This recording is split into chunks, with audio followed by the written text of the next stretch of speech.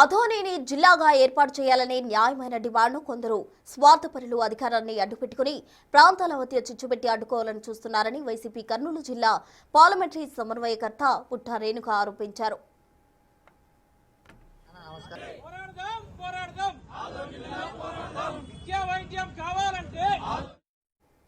అధోని జిల్లా ఏర్పాటు కోసం ఎమ్మిగనూరు పట్టణంలోని వైఎస్ఆర్ కూడలిలో విద్యార్థి యోజన వామపక్ష ప్రజా సంఘాల ఆధ్వర్యంలో 4వ రోజు జరుగుతున్న రిలే నిరాహార దీక్షలకు ఆమె సంఘీభావం తెలిపారు.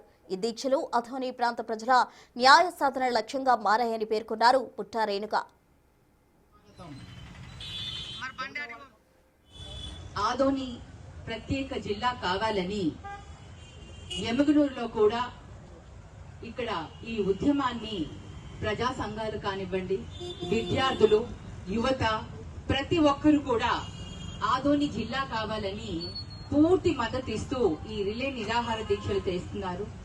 మొన్న మనం చూసాము, గతంలో కూడా మొన్న ఒక 1 వీక్ కిందట ఆదోనికి కూడా వెళ్లి పూర్తి మద్దతు ఇవ్వడం జరిగింది.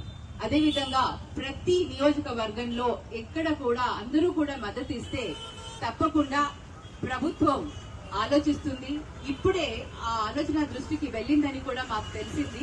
మరి కుటుంబ ప్రభుత్వం ఇంతవరకు ఎందుకు తెలియచేయలేదు, ఆదోని కూడా ఒక జిల్లా చేయాలని ప్రజల ఉద్దేశం ఉంది అని కూడా మన అందరం కూడా న్యూస్ లో చూడడం జరిగింది. మరి ఈ రోజు కూటమి ప్రభుత్వంలో పెద్దలు చెప్తున్నారు ఆదోని జిల్లాని పరిశీలనలోకి తీసుకునేందుకు నాయకులందరూ కూడా కూర్చుని ఆలోచించాలి అని.